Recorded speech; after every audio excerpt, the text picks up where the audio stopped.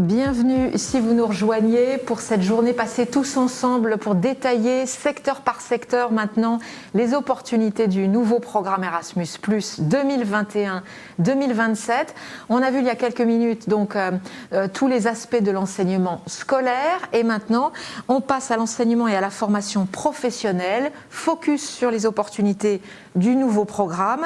Donc c'est vraiment une session qui s'adresse aux participants qui souhaitent approfondir toutes ces nouveautés qui sont dans le secteur de l'enseignement et de la formation professionnelle, que ce soit les lycées professionnels, les CFA, les organismes de formation et d'insertion.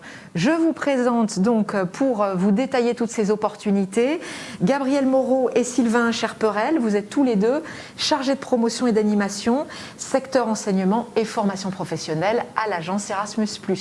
Je vous donne la parole, allez-y. Bonjour. Bonjour à toutes et à tous. Alors, vous allez avoir à l'écran le sommaire de ce temps que nous allons passer ensemble. Et nous allons commencer par la définition du secteur de l'EFP, donc enseignement et formation professionnelle, au sens d'Erasmus+, donc les structures, les publics. Puis nous vous présenterons l'action clé 1, les projets de mobilité pour les acteurs de la formation professionnelle, puis les projets de partenariat, à la fois décentralisés et centralisés, donc qui relèvent de l'action clé 2. Alors nous vous donnerons les informations que nous connaissons à ce jour, puisque vous le savez, ce qui cadrera le programme Erasmus+ en 2021, c'est le guide qui devrait être publié au début du printemps. Après vous avoir présenté les opportunités liées à l'action clé 2, on fera un point sur le calendrier 2021 avant de vous présenter les outils et ressources à votre disposition pour monter des projets Erasmus+, que ce soit des projets de mobilité ou de partenariat. Et on prendra un temps, on fera un focus sur les opportunités offertes par la plateforme eTwinning. C'est parti ? Allez, on y va. C'est parti, allez-y.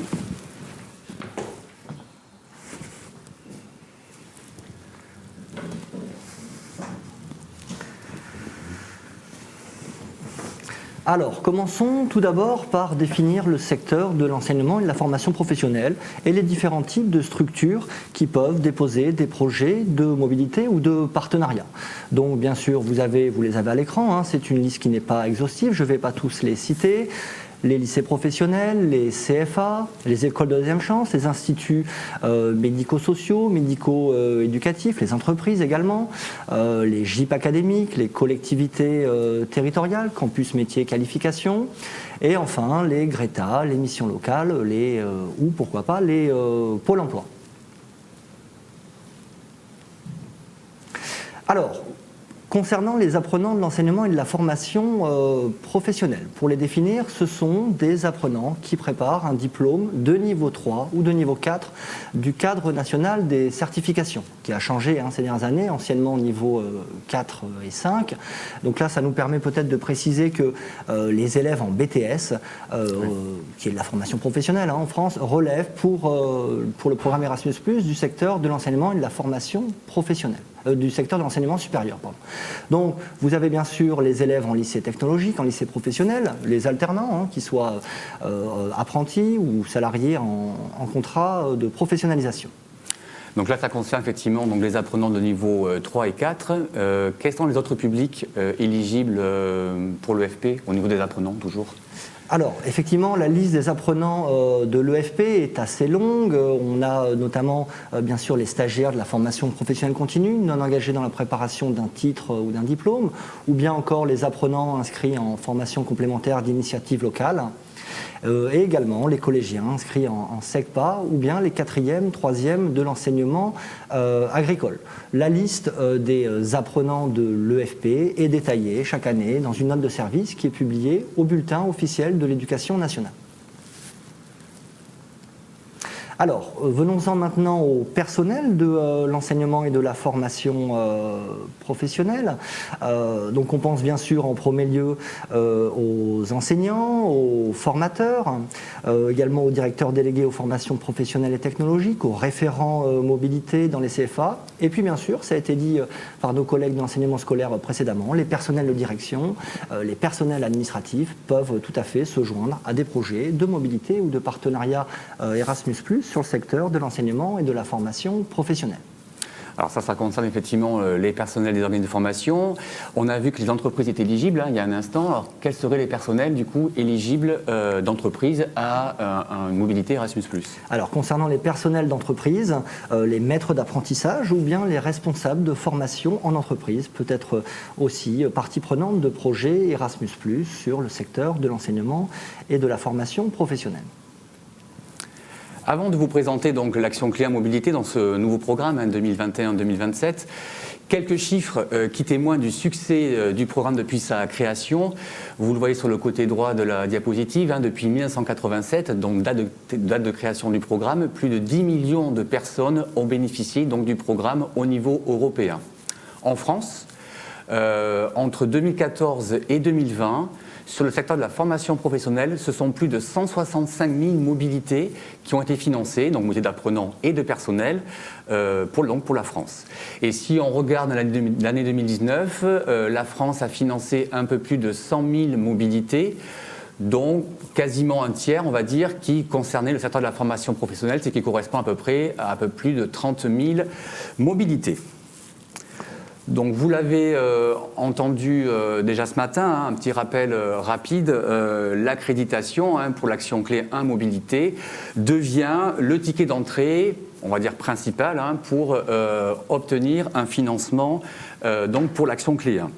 Deux façons pour déposer une accréditation, soit une accréditation, ce qu'on appelle donc en monobénéficiaire, donc là ça va être une structure qui va demander l'accréditation pour mettre ensuite en œuvre des mobilités pour ses apprenants et ou ses personnels donc de sa structure.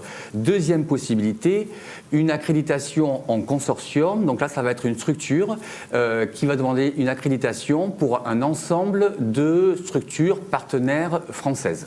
Alors, est-ce que tu peux nous donner, Gabriel, un exemple d'un consortium de mobilité sur le secteur de l'EFP ?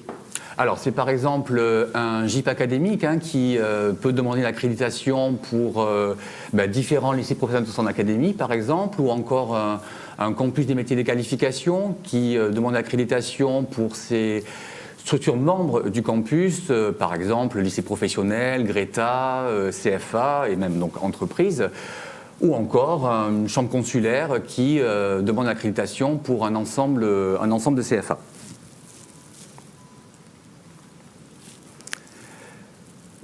Donc une fois que l'organisme obtient l'accréditation, elle a un accès garanti au financement jusqu'en 2027 et peut donc demander des mobilités tous les ans ou tous les 2 ans en fonction de ses besoins et aussi par rapport à ce qui a été établi dans le plan Erasmus+, de sa candidature accréditation. Alors ça veut dire, Gabriel, que si je n'ai pas obtenu d'accréditation Erasmus+, je ne peux pas demander de financement pour la mobilité ? Alors si, il y a quand même des possibilités, d'ailleurs heureusement. Première possibilité pour un organisme qui n'est pas accrédité, et donc, il peut évidemment rejoindre un consortium qui aura obtenu l'accréditation et du coup bénéficier de mobilités données par ce coordonnateur de consortium. Deuxième option, il peut déposer une candidature projet court de mobilité en 2021.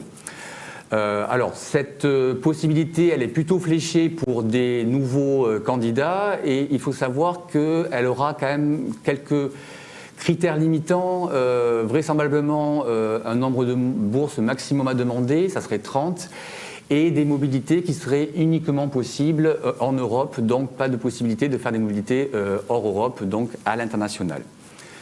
Troisième option, qui d'ailleurs peut être complémentaire avec les deux premières, cet organisme peut demander en 2021 l'accréditation et si elle obtient, du coup, demander un financement à partir de 2022.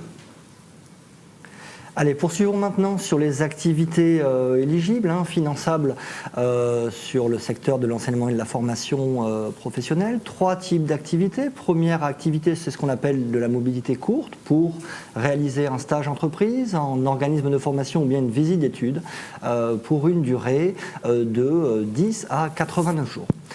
Deuxième type d'activité, ce qu'on appelle de la mobilité longue, autrement désigné Erasmus Pro. Les apprenants peuvent partir en mobilité pour réaliser un stage entreprise ou un organisme de formation. Ces périodes peuvent être également combinées avec des périodes de formation. Et enfin, nouveauté du programme Erasmus+ 2021-2027, les apprenants de l'EFP et leurs accompagnateurs pourront partir en Europe, participer à des compétitions de métiers pour une durée de 1 à 10 jours.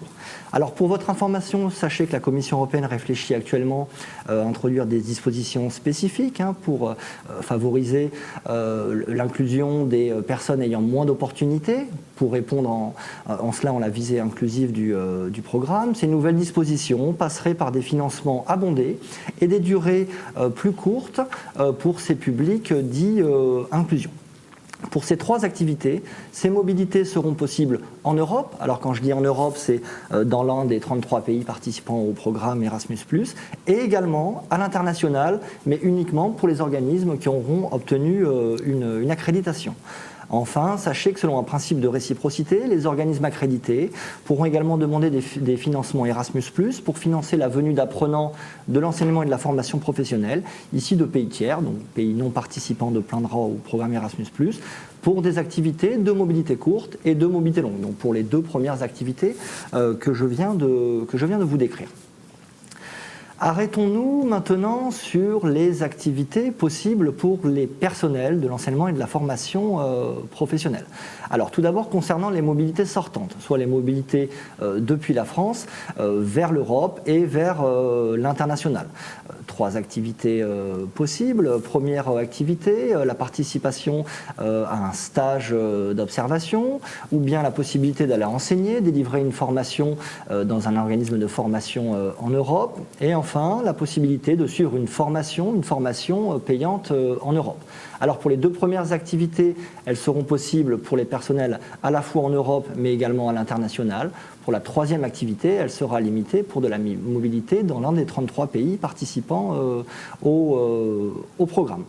Enfin, concernant les mobilités sortantes, sachez que les organismes pourront demander des financements pour organiser des visites préparatoires pour organiser la mobilité longue d'apprenants de l'enseignement et de la formation professionnelle, ou bien pour sécuriser la mobilité des apprenants ayant moins d'opportunités, ou encore pour engager un travail avec un nouveau partenaire. Concernant maintenant la mobilité entrante, soit la mobilité depuis l'Europe vers la France. Donc là, c'est uniquement depuis l'Europe, ça ne concerne pas l'international. Les organismes français qui demanderaient des financements Erasmus+, pourront accueillir un expert pour qu'il vienne dispenser une formation dans leur organisme de formation. Donc quand on dit expert, on pense par exemple à un expert d'une entreprise slovène, portugaise, norvégienne, qui viendrait dispenser une formation dans un lycée pro ou dans un CFA, par exemple. Il sera également possible d'intégrer dans les demandes de financement des financements pour accueillir un enseignant ou un éducateur en formation pour qu'il vienne réaliser un stage. Alors, les financements seront limités. Ce sera des financements pour l'organisation d'accueil. Les frais de voyage et de séjour resteront à la charge de la structure d'envoi étrangère. Alors là, vous voyez à l'écran cette slide, donc vous avez les 33 pays participants de plein droit au programme Erasmus+, donc les 27 pays membres de l'Union européenne, plus l'Islande, le Liechtenstein, la Macédoine du Nord, la Norvège, la Serbie depuis l'appel à proposition 2019 et également la Turquie. Comme vous le savez, le Royaume-Uni a décidé de ne plus participer au programme d'échange Erasmus+. De ce fait, il devient un pays tiers ou un pays partenaire à compter du 1er janvier 2021. Donc là, effectivement, ça concerne des projets à partir donc, de cette année, 2021. Et qu'en est-il des projets avec un partenaire du Royaume-Uni, notamment pour les conventions de 2020, 2019, 2018, donc des projets qui sont toujours en cours? Alors, rassurez-vous, bien sûr, pour l'ensemble des projets, des conventions de subventions relevant du programme 2014-2020, le Royaume-Uni demeure un pays participant au programme, sous réserve, bien sûr, des conditions de circulation applicables au 1er janvier 2021. Donc là, on vous renvoie vers une page qu'on a développée sur notre site internet, Erasmus+ et le Brexit, où vous trouverez de l'information mise à jour concernant cette question. Alors Sylvain vient de présenter effectivement les activités possibles à la fois pour les apprenants et les personnels. Alors quels sont maintenant les postes budgétaires mobilisables pour pouvoir mettre en œuvre ces activités donc, de mobilité ? Alors, qui dit mobilité dit évidemment voyage. Donc, le premier poste, ça sera en tout cas un des postes, ça sera évidemment les frais de voyage. Ce sont des forfaits en fait qui sont calculés en fonction de la distance entre le point de départ, donc évidemment de France, et vers le lieu d'accueil, donc vers le pays d'accueil. Ces forfaits pourront être abondés dans le cas où le participant utilise un transport, on va dire, plus respectueux de l'environnement, tel que le bus, le covoiturage ou le train. Deuxième poste budgétaire, le soutien individuel, ça correspond en fait aux frais de séjour et c'est calculé en fonction du coût de la vie dans le pays d'accueil. Troisième poste, le soutien organisationnel. Donc ça, c'est un forfait qui revient au porteur de projet pour qu'il puisse mettre évidemment en œuvre son projet et donc gérer son projet. Quatrième poste, le soutien linguistique. Donc là, il y a deux possibilités. C'est soit un accès à une plateforme en ligne, OLS, soit si jamais la langue du pays d'accueil n'est pas sur la plateforme, le participant aura droit, l'apprenant aura droit à un forfait effectivement pour cette préparation linguistique. Le soutien inclusion, vous l'avez entendu depuis ce matin, c'est vraiment la priorité forte de ce nouveau programme 2021-2027. Donc là, il s'agirait en fait d'un financement additionnel pour pouvoir rendre possible, en tout cas, favoriser la mise en œuvre des mobilités des personnes ayant moins d'opportunités. Autre poste budgétaire, celui-ci sous condition, donc on l'appelle les coûts exceptionnels. Ça sera par exemple la possibilité de financer du transport, notamment pour du transport élevé, et on pense évidemment aux organismes situés dans les régions ultra-périphériques et pays et territoires d'outre-mer pour pouvoir rejoindre évidemment l'Europe continentale.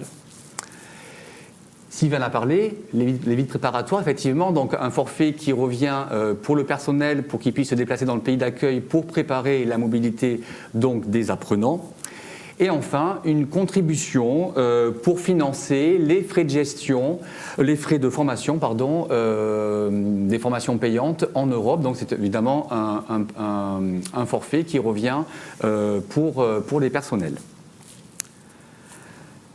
Alors, on vous l'a souvent dit durant le programme 2014-2020, et c'est un message qu'on va continuer effectivement à faire passer dans ce nouveau programme 2021-2027.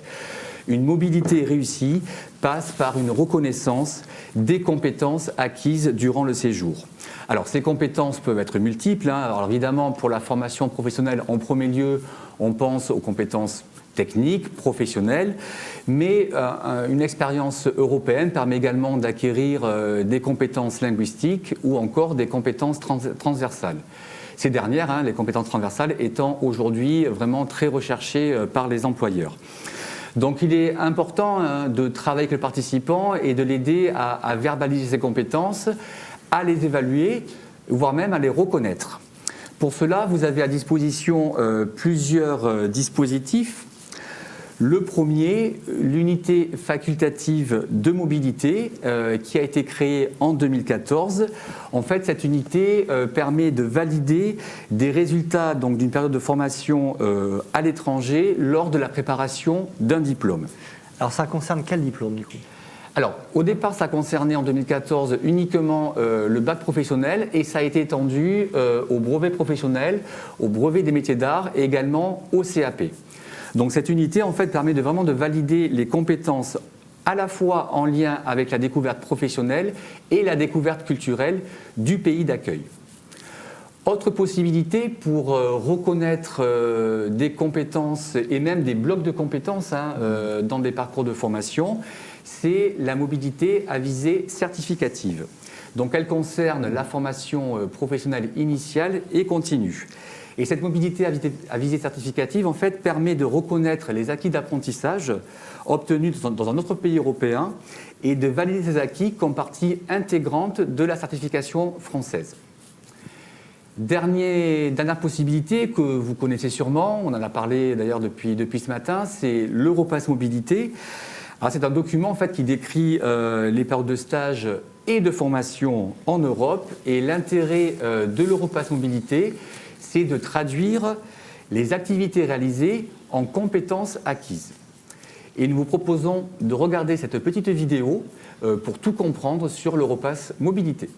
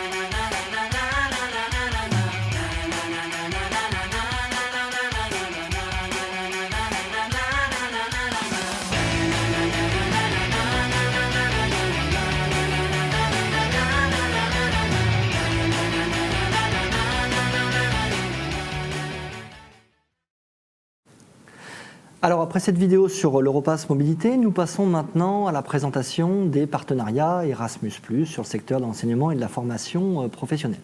Donc les partenariats Erasmus+, permettent de travailler en Europe sur une thématique commune avec des organismes de formation professionnelle ou pourquoi pas des associations, des entreprises, des collectivités ou bien des universités. Sachez qu'une université peut tout à fait déposer un projet sur le secteur de l'enseignement et de la formation professionnelle sous réserve que les résultats de ces projets s'adressent bien au public de l'enseignement et de la formation professionnelle, qu'ils soient apprenants ou personnels. Les partenariats Erasmus+ permettent également de rencontrer des collègues européens pour travailler, échanger sur des pratiques pédagogiques et professionnelles, pour échanger sur différents types de méthodes d'enseignement. Enfin, les partenariats Erasmus+ permettent de concevoir des outils et des méthodes pédagogiques innovantes à un niveau européen. Donc, ça passe à travers finalement le financement d'un large éventail d'activités. On a décidé de ne pas vous les présenter en détail, contrairement à ce qu'on a fait pour la mobilité. Mais sachez qu'à travers des partenariats, on peut financer bien sûr des productions intellectuelles, dans le jargon Erasmus+, financer des réunions transnationales, financer des événements de valorisation qui vont venir valoriser les résultats des projets qui ont pu être créés. Alors Sylvain, tu nous as dit à l'instant effectivement qu'il fallait travailler sur une thématique commune. Quelles seraient ces thématiques, par exemple, sur lesquelles on pourrait travailler dans un partenariat formation professionnelle? Alors à travers un partenariat Erasmus+, sur le secteur de l'EFP, on peut finalement engager un travail sur un très grand nombre de sujets, mais ces partenariats doivent nécessairement s'inscrire dans des priorités horizontales, c'est-à-dire communes à tous les secteurs éducatifs du programme Erasmus+, ou bien des priorités sectorielles, c'est-à-dire spécifiques à chaque secteur éducatif. Enfin, en réponse aux priorités du programme Erasmus+ 2021-2027, tous les projets devront prendre en compte des aspects transversaux liés à l'inclusion des personnes ayant moins d'opportunités, liés à la transition écologique et également liés à la transformation numérique. Alors, dans le cadre de cette nouvelle génération du programme Erasmus+, deux types de partenariats seront possibles. Premier type, ce qu'on appelle les partenariats de coopération, donc qui sont assez proches finalement des partenariats d'innovation de la période 2014-2020, qui vise à concevoir des productions innovantes ou transférer, adapter des productions innovantes à un niveau européen.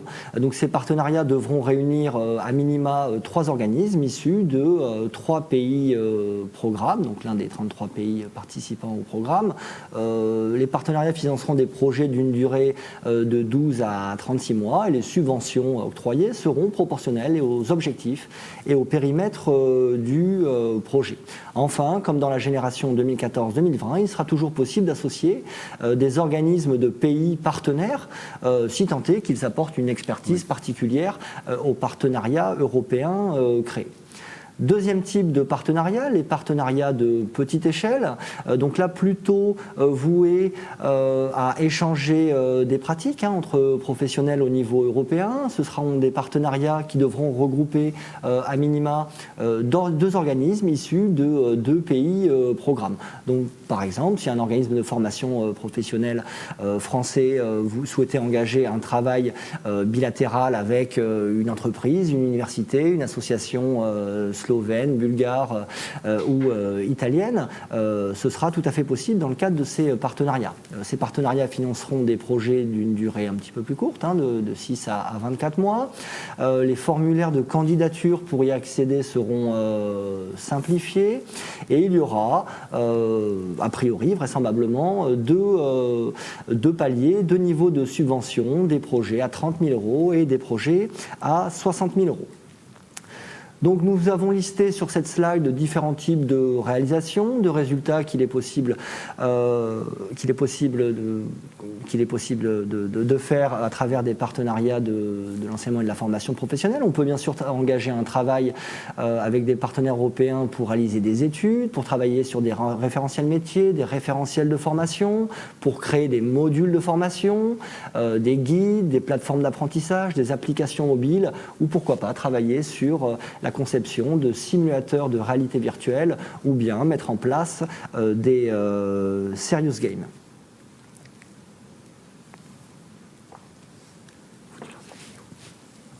Donc voilà, à présent, pour illustrer un petit peu ces différents types de résultats, nous allons vous montrer une vidéo qui valorise un projet qui a été financé entre 2014 et 2017, un projet donc de partenariat Erasmus+ sur le secteur de l'enseignement et de la formation professionnelle, porté par le GIP FIPAC, donc le GIP de l'Académie de Grenoble, et intitulé TPEB, pour technicien de la performance énergétique du bâtiment.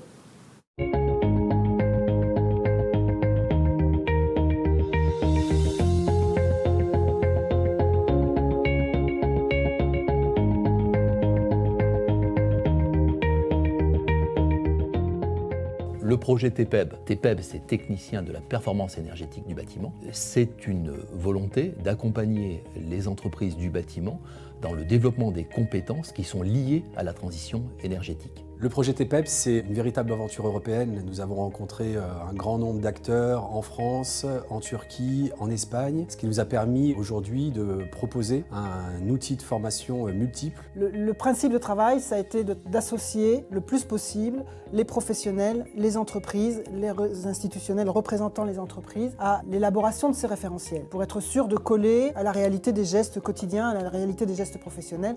On ne peut pas parler de transition énergétique si on aborde simplement le cadre de l'intervention de chaque professionnel. On peut parler de performance énergétique si on parle de la coordination de l'action de tous les corps de métier pour parvenir à un objectif de performance. Le projet nous a permis de définir les référentiels de 2 certifications. Une certification de chef d'équipe référent de la performance énergétique qui concerne les métiers de la mise en œuvre et une certification de chargé d'affaires. C'est un projet ambitieux dans la mesure où c'est un projet qui va toucher et concerner différents corps de métier qui vont intervenir dans le champ de la performance énergétique. Au-delà de ces 2 certifications, nous avons construit un dispositif modulaire qui est vraiment destiné aux salariés en situation d'activité. Dans ce dispositif modulaire, un des aspects innovants, c'est d'avoir cumulé à la fois des ressources pédagogiques un peu traditionnelles, à côté effectivement de ressources multimédia disponibles soit en présentiel, soit à distance. L'avantage d'introduire le numérique dans une partie des ressources pédagogiques nous a permis de recréer des situations les plus proches possibles de la situation que les professionnels vont rencontrer sur le terrain. C'est vrai que pour nous, ce projet TPEB, c'était quand même une grande grande aventure, hein. C'était 3 ans de travail et on a maintenant des perspectives de diffusion plus large de ces certifications qui nous donnent bon espoir pour qu'effectivement on puisse avoir une vraie vie de ces certifications à l'avenir, quoi. Donc voilà, le projet TPEB, un excellent projet qui est identifié comme bonne pratique par l'agence et vous l'avez vu, qui a également reçu un prix. Nous passons maintenant à la présentation d'autres types de partenariats, cette fois-ci on va dire de plus grande envergure, des projets plus structurants qui sont financés directement par l'agence exécutive à Bruxelles, c'est ce qu'on appelle les actions centralisées. Donc première action, un premier type de partenariat, ce sont les alliances sectorielles pour les compétences. Ces alliances permettent d'identifier les besoins en nouvelles compétences sur un secteur d'activité donné, notamment sur des métiers qui évoluent rapidement, des métiers autour par exemple du numérique, de la transition écologique. Donc en fait l'objectif est d'adapter l'offre de formation et également les référentiels et de mettre cette offre de formation en adéquation avec les nouvelles compétences recherchées sur le marché du travail. Alors Gabriel, sur les appels à propositions antérieurs pour les alliances sectorielles pour les compétences, différents secteurs d'activité avaient été ciblés. Est-ce qu'on connaît déjà ceux qui seront ciblés pour l'appel à propositions 2021 ? Alors effectivement, la Commission européenne, tous les ans, cible des secteurs spécifiques. Par exemple, en 2020, on pouvait trouver la blockchain, la cybersécurité ou encore le patrimoine culturel. Et on ne connaît pas encore les secteurs pour 2021 parce que pour ça, évidemment, il faut attendre le guide Erasmus+, donc ça a été dit, qu'il devrait sortir au printemps. Deuxième type de partenariat, également donc action centralisée, les centres d'excellence professionnelle. Alors, ces centres d'excellence, en fait, il s'agit en quelque sorte du pendant des universités européennes pour la formation professionnelle. L'objectif est de favoriser l'excellence dans la formation professionnelle en développant des plateformes de coopération au niveau européen. Il s'agit également d'ancrer ces centres d'excellence dans des écosystèmes d'innovation au niveau local, régional, voire même national, afin de répondre à des enjeux qui peuvent être économiques ou sociétaux ou même technologiques. La Commission, d'ailleurs, donne quelques exemples, encore une fois sur la transition écologique, par exemple. Ça peut être également sur l'intelligence artificielle ou encore l'intégration des migrants. Alors, ces centres d'excellence professionnelle peuvent rassembler différents types d'acteurs. Alors, évidemment, des organismes de formation initiaux et continus, des entreprises, des chambres consulaires, des associations, des autorités nationales et ou régionales, ou encore des services publics de l'emploi. Chaque centre d'excellence professionnelle qui a été financé en 2020 a eu donc une subvention à hauteur de 4 millions d'euros. Et la Commission européenne a pour objectif d'en financer 50 d'ici 2025. Nous passons maintenant au calendrier 2021, donc calendrier encore prévisionnel, puisque bien sûr il faut attendre le guide pour avoir les dates précises des appels à propositions. Alors on connaît quand même une date. C'est celle du 26 février, c'est date donc des résultats de l'appel à proposition accréditation 2020. Donc tous les organismes qui ont candidaté à l'accréditation à l'automne 2020 auront donc la réponse à leur demande d'ici un peu plus d'un mois. Au printemps s'ouvrira l'appel à proposition mobilité. Donc à la fois pour les organismes qui auront obtenu l'accréditation, eux pourront directement faire une demande de mobilité et obtiendront un financement.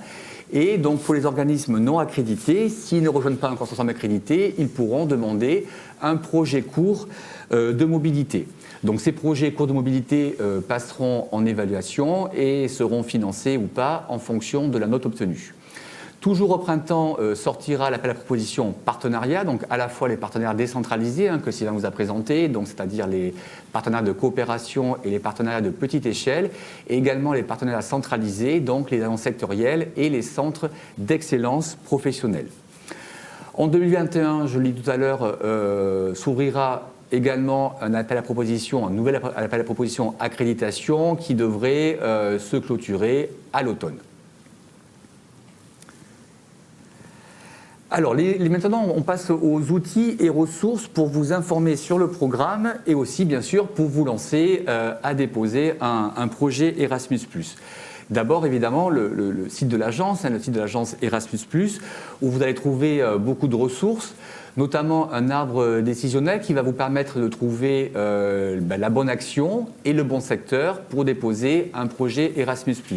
Vous trouverez également des exemples de projets pour vous inspirer pour concevoir votre propre projet. Et vous pouvez également, et on vous invite à le faire, à vous abonner à notre newsletter pour être tenu informé des nouveautés du programme et de l'actualité de l'agence. Pour développer son réseau européen, vous pouvez participer aux rencontres européennes Erasmus+. Alors, ces rencontres prennent la forme de séminaires de contact, de rencontres thématiques et sont organisées donc par les agences nationales Erasmus+. Actuellement, sur notre site, plusieurs rencontres européennes sont ouvertes à candidature, donc n'hésitez pas justement à déposer une demande pour pouvoir y participer. Pour pouvoir être accompagné, informé sur le programme, vous pouvez également contacter le réseau de développeurs depuis le site de l'agence. Ce sont des personnes relais, ressources, expertes sur le programme qui peuvent donc vous aider à mieux vous orienter sur le programme, vous accompagner, voire même vous accompagner à déposer une candidature Erasmus+. Et si vous relevez de l'éducation nationale, vous pouvez évidemment contacter le service de la DAREI, qui est donc la délégation académique aux relations européennes et internationales et à la coopération. En vue de déposer un projet Erasmus+, ça a été dit ce matin, il vous faut nécessairement des partenaires européens. C'est vraiment la condition sine qua non pour déposer un projet mobilité ou un projet de partenariat Erasmus+. Pour la formation professionnelle initiale, vous pouvez donc faire une recherche de partenaires sur la plateforme eTwinning. Pour la formation professionnelle continue, ce sera la plateforme EPAL. Alors, ces plateformes ne sont pas que des outils de recherche de partenaires. Dans un instant, Sylvain va vous présenter les opportunités de la plateforme eTwinning pour la formation professionnelle initiale. Mon projet Erasmus+, qui va devenir la nouvelle plateforme pour déposer une candidature à partir donc de 2021 et ceci jusqu'en 2027. Elle va remplacer la plateforme Penelope+ et sera mise en ligne lors de la publication du guide Erasmus+ 2021. Et enfin, la plateforme School Education Gateway qui vous permettra de trouver des formations, notamment payantes, à l'étranger pour les personnels de la formation professionnelle. Alors arrêtons-nous un instant sur les opportunités offertes par la plateforme eTwinning. Donc eTwinning fait partie du programme Erasmus+. C'est une plateforme qui regroupe un peu plus de 850 000 enseignants issus de 43 pays. Donc sur cette plateforme, on peut rechercher des partenaires européens grâce au forum. On peut également créer un espace de travail sécurisé et dédié au projet, c'est ce qu'on appelle le Twin Space. Ce Twin Space propose différents outils, un espace de stockage, un chat, un système de visioconférence, des forums de discussion ou une messagerie, donc tous ces outils intégrés directement à la plateforme eTwinning. Sur eTwinning, on peut également mener des activités virtuelles et conduire des projets hybrides. eTwinning, vous l'avez compris, peut être ainsi utilisé comme un outil d'accompagnement des périodes de formation professionnelle à l'étranger.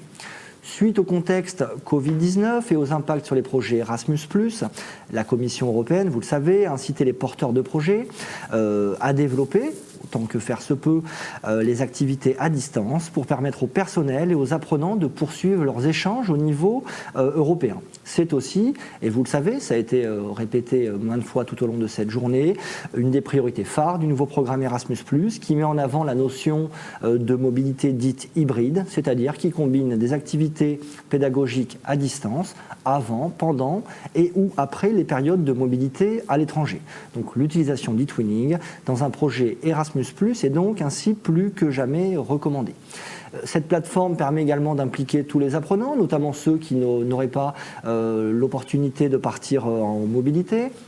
Cette plateforme permet également de valoriser, disséminer le projet et les échanges européens. Donc les porteurs de projets Erasmus+ peuvent tout à fait candidater pour obtenir un label de qualité. Il y a une catégorie Erasmus+, donc le label de qualité eTwinning. Et vous pourrez également accéder à différents types de formations sur cette plateforme eTwinning.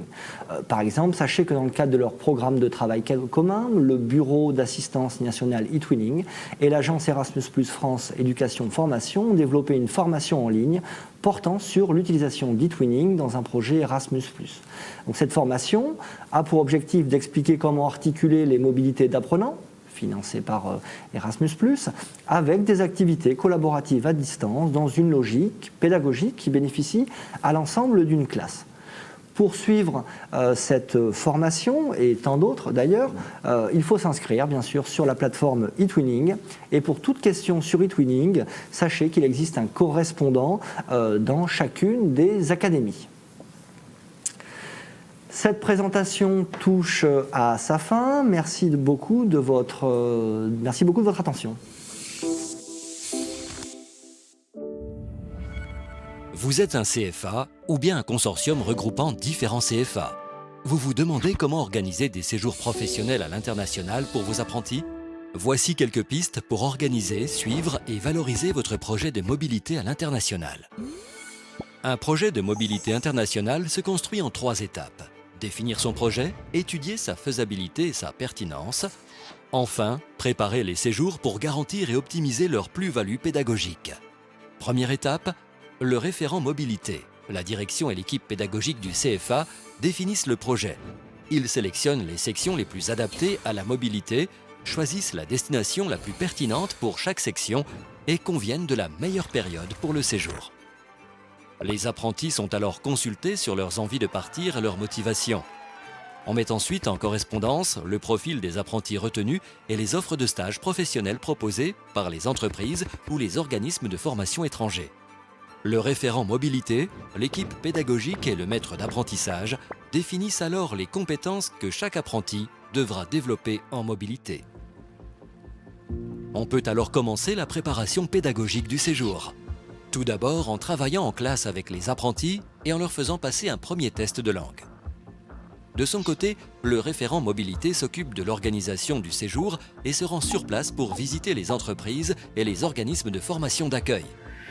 Puis, une réunion d'information est organisée pour rassurer les apprentis et leurs familles. Tout est prêt pour assurer aux jeunes et à leurs accompagnateurs un bon départ. L'arrivée sur place débute par une série de découvertes. La ville, le lieu d'hébergement et surtout l'entreprise ou l'organisme de formation. C'est également les premiers échanges dans la langue du pays d'accueil et la découverte de nouveaux outils et pratiques professionnelles. Dès le début du séjour, le jeune est amené à travailler et à développer de nouvelles compétences, mais aussi à découvrir son pays d'accueil. Les accompagnateurs s'assurent quant à eux du bon suivi du programme pédagogique et communiquent via les réseaux sociaux sur le déroulé du séjour. À la fin du stage, l'accompagnateur et le tuteur de stage règlent les formalités administratives. L'apprenti et son tuteur complètent de leur côté les formalités pédagogiques. Ils remplissent notamment un Europass Mobilité qui est un document consignant les compétences acquises pendant le stage à l'étranger. Et c'est déjà l'heure du départ avec une expérience inoubliable à partager. C'est le temps du bilan et de la valorisation des compétences développées pendant le séjour avec la rédaction du rapport de stage, la complétion d'un CV Europass et la réalisation d'un nouveau test de langue pour évaluer les progrès linguistiques. Le référent mobilité appuie l'équipe pédagogique et remet un rapport administratif et pédagogique à la direction de l'établissement. Ces informations permettront d'améliorer l'organisation des prochains stages à l'étranger. Fier de partager son expérience à son retour, le jeune prépare une restitution de son séjour devant ses camarades. L'établissement organise une cérémonie de remise des Europass Mobilité en présence des parents et parfois d'élus et journalistes locaux. Ces actions de communication vont permettre de susciter des envies de départ chez d'autres apprentis et d'initier, grâce au dynamisme des référents mobilité, de nouveaux projets de mobilité internationale, notamment dans le cadre du programme Erasmus+.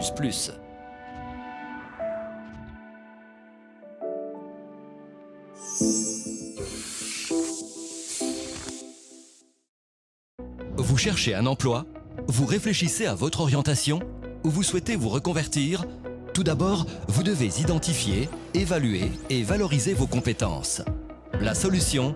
Europass. Cette plateforme en ligne est gratuite. Elle vous propose de prendre conscience de vos compétences et de les gérer tout au long de votre vie. Envie d'essayer? Rien de plus simple. Créez votre compte. et remplissez votre profil en renseignant vos expériences, vos formations, vos langues et vos compétences numériques. Vous pouvez aussi ajouter vos engagements bénévoles, vos périodes de mobilité internationale, vos performances sportives ou toute autre expérience. À partir de celle-ci, un algorithme vous propose même de nouvelles compétences auxquelles vous n'auriez pas pensé. Et vous pourrez bien sûr enrichir votre profil tout au long de votre parcours professionnel. Véritable bibliothèque virtuelle, Europass vous permet de stocker en toute sécurité les preuves de vos compétences, comme des lettres de recommandation, des diplômes ou encore des badges numériques. Éditez ensuite votre CV en choisissant parmi plusieurs modèles. Le CV se génère tout seul en un clic. Faites de même pour vos lettres de motivation et votre lettre est déjà prête. Europass est aussi connecté à des plateformes de recherche d'offres d'emploi et de formation en France et en Europe. En fonction de votre profil, la plateforme vous suggère spontanément des offres qui vous correspondent. Vous pouvez postuler depuis votre espace Europass et joindre à votre candidature des documents stockés dans votre bibliothèque, mais aussi adresser le lien de votre profil complet à un recruteur. Convaincu ? Rendez-vous sur www.europass.eu et bénéficiez gratuitement de tous les services Europass.